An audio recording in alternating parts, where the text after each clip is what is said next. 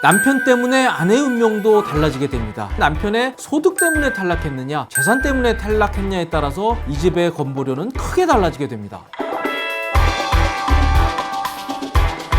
자, 내년부터 시작되는 2단계 건강보험료 개편과 관련해서 가장 빠르고 가장 정확한 내용을 설명해 드리는 채널이라고 저희가 자부하고 있습니다. 그런데 아직도 건보료 관련해서 계속 나오는 질문들이 있습니다. 오늘 아침에도 또 이런 질문들이 올라왔더라고요. 피부양자 자격 조건을 따질 때 저거는 부부 합산 기준이냐 아니면 별도냐, 이런 질문 정말 많습니다. 저 기준을 충족하지 못할 경우에 부부가 별도로 건보료가 나오냐, 이런 질문도 너무너무 많습니다. 그래서 제가 댓글도 많이 달아드리고 했는데 여전히 질문이 많이 나오기 때문에 오늘은 이 부부 합산과 관련된 이 한 가지 주제만 가지고 집중적으로 해설을 해드리겠습니다.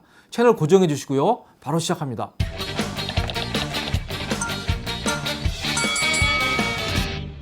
자, 내년부터 건강보험료 피부양자 자격이 크게 강화되는 것은 이미 잘 알고 계실 겁니다. 그런데 저 피부양자 자격 요건은 소득 요건과 재산 요건을 다 맞춰야 됩니다. 하나도 충족하지 못하면 바로 지역가입자로 바뀌게 됩니다. 자, 그러면 저 소득 요건과 재산 요건은 부부 합산해서 볼까요? 아니면 별도로 볼까요? 별도로 봅니다. 별도로. 그런데 부부 한 명이 요건을 못 맞춰서 탈락할 경우에 둘 다 신분 변화가 생기게 됩니다. 이게 무슨 소리죠? 자, 그림으로 한번 설명을 드려보겠습니다. 현재 건강보험료 피부양자 자격을 제가 한번 도표로 만들어 봤습니다. X축에는 재산 요건이 있고요, Y축에는 소득 요건이 있습니다. 저 사각형 안에 있는 분들은 현재 기준으로 피부양자 자격이 유지가 가능한 분들입니다. 그런데 내년부터 바뀌는 2단계 개편 방안으로 인해서 빨간 라인 안에 있는 58만 명입니다. 저분들은 내년부터 지역가입자로 전환이 되게 됩니다. 재산 요건과 소득 요건이 까다로워지기 때문에 그렇습니다. 자, 그런데 저 빨간 라인에 있는 분들이 이 부부 합산이냐 별도냐, 이 문제와 관련해서 아주 복잡한 경우의 수를 만들어낼 것으로 보입니다. 자, 사례를 한번 보겠습니다.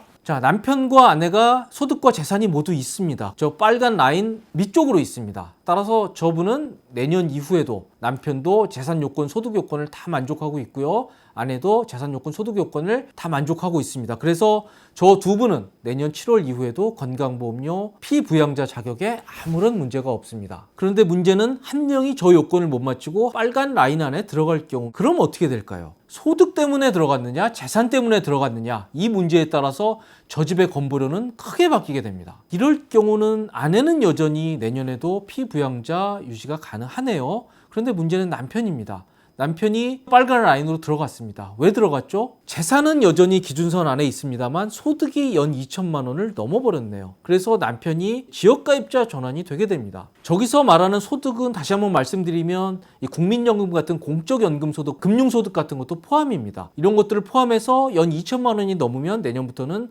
지역가입자 전환이 됩니다. 아무튼 이러저러한 소득을 합쳐서 남편이 2천만 원이 넘게 되면서 남편은 지역가입자 전환이 되고요. 자, 이런 경우에는 안타깝게도 아내도 같이 피부양자 자격을 유지할 수 없게 됩니다. 자, 이게 피부양자 자격 요건을 강화하면서 이게 이렇게 된 겁니다. 따라서 남편과 아내의 소득과 재산은 별도로 보지만요, 남편이 소득 때문에 피부양자 자격을 잃을 경우에 아내도 함께 피부양자 자격을 잃는 것으로 이렇게 현행법에 규정을 하고 있습니다. 자, 그럼 이게 무슨 소리냐? 아내도 피부양자 자격을 박탈되니 아내한테도 그리고 남편한테도 건보료가 나오는 거냐? 그건 아닙니다. 지역 건보료는 세대주 한 명한테만 나옵니다. 그런데 문제는 저 남편과 아내의 소득과 재산을 합친다는 데 문제가 있습니다. 자, 건보료는 저렇게 계산합니다. 지역가입자의 경우에는 소득과 재산, 차량은 내년부터 빠집니다. 그래서 소득과 재산을 점수화해서 여기에 일정 점수를 곱해서 지역 건보료를 계산을 하는데요. 요즘에는 이 재산 같은 경우에 아파트도 부부 공동 명의로 하기 때문에 뭐 전업주부인 주부라 그래도 이 재산도 상당히 있는 경우가 많습니다. 그런데 바로 남편이 소득 때문에 지역가입자로 전환될 경우에 아내의 소득 그리고 아내의 재산도 그대로 합산이 돼서 지역건보료가 산정이 되게 됩니다. 그래서 저 집의 경우에는 지역건보료가 제법 많이 상승할 것으로 보입니다. 좀 안타까운 경우입니다. 자, 이 경우도 한번 보겠습니다. 저 경우도 아내는 여전히 피부양자 자격 유지가 가능합니다. 그런데 문제는 남편입니다. 남편은 내년부터는 지역가입자 전환이 되네요. 그런데 아까의 사례는 소득 때문에 지역가입자 전환이 됐는데요. 이번에는 재산 때문에 지역가입자 전환이 되는 경우입니다. 내년부터는 연소득이 1,000만 원이 넘고 재산이 3억 6천만 원만 넘으면 지역가입자 전환이 되는데요. 바로 남편이 그런 이유로 지역가입자 전환이 됐습니다. 자, 아내는 피부양자 자격유지가 가능하고요. 남편은 피부양자 자격유지가 불가능합니다. 그러면 저런 경우 어떻게 된다 그랬죠? 아까 앞에 사례에서 둘 다 자격을 잃는다고 했습니다. 그런데 이 경우는 아내는 유지가 가능합니다. 이렇게 남편이 재산 때문에 피부양자 자격을 잃을 경우에는요, 아내는 별도로 판단을 해서 아내는 피부양자 자격 유지를 해줍니다. 아까 앞의 사례보다 굉장히 해피한 사례가 됩니다. 왜 그러냐면요, 저 부부의 경우에 아마 자식 밑으로, 직장에 다니는 아들 밑으로 남편과 아내가 피부양자로 돼 있을 텐데요, 이때는 아내는 자격 유지를 그대로 해줍니다. 그래서 아내는 아무런 달라지는 게 없습니다. 그리고 남편은 지역가입자가 되는데요, 소득 때문에 탈락한 경우에는 아내와 남편의 소득과 재산이 다 합쳐져서 지역건보료가 계산이 되지만, 남편이 재산 때문에 이 피부양자 자격을 잃을 경우에는 오로지 남편의 소득과 재산만을 건보료 부과 대상으로 한다, 이런 얘기가 되겠습니다. 왜요? 아내는 여전히 피부양자이기 때문에 아내의 소득과 재산은 일체 건보료 산정에 영향을 미치지 않습니다. 정말 너무너무 중요한 대목입니다. 자, 내년부터 많은 분들이 건보료를 내게 되죠. 이렇게 건보료를 더 걷는 이유는 한 가지입니다.